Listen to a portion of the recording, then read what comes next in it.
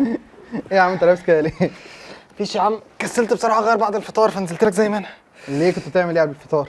بص، هو قبل الفطار ما بيتقعدش في البيت. ليه يعني؟ بص يا اكسلانس، صوابعك مش زي بعضها، والموضوع ده بيبان قوي بقى في كل بيت قبل الفطار، فعشان كده انا قررت اتجنب كل الناس وانزل اجري، اهو منها تضييع وقت ومنها محاوله لتكوين اي فورمه. بص، البيت مكان عامه ما ينفعش تجمع فيه 2 صايمين، ما بالك بقى بعيله كامله، عشان كده هو ده سبب خناقات ما قبل الفطار بشكل عام. يعني دايما كده وقت الفطار اسمع كده هتلاقي عندك إيه، يا صوت جاي من عندكم، يا صوت جاي من عند جيرانكم، يا من عند جيرانكم، في حاجه ما بتبقاش سالكه.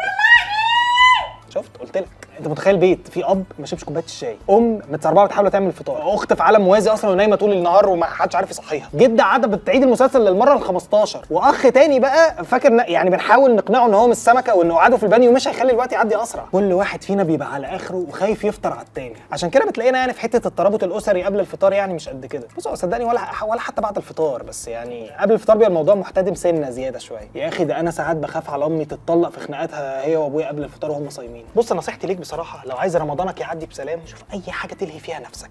بس انا يا عم ما عنديش حاجه اعملها. حلك عندي، امسك قلت لك ترنك، هنونس بعض. قوم يلا، قوم يا ابني قوم.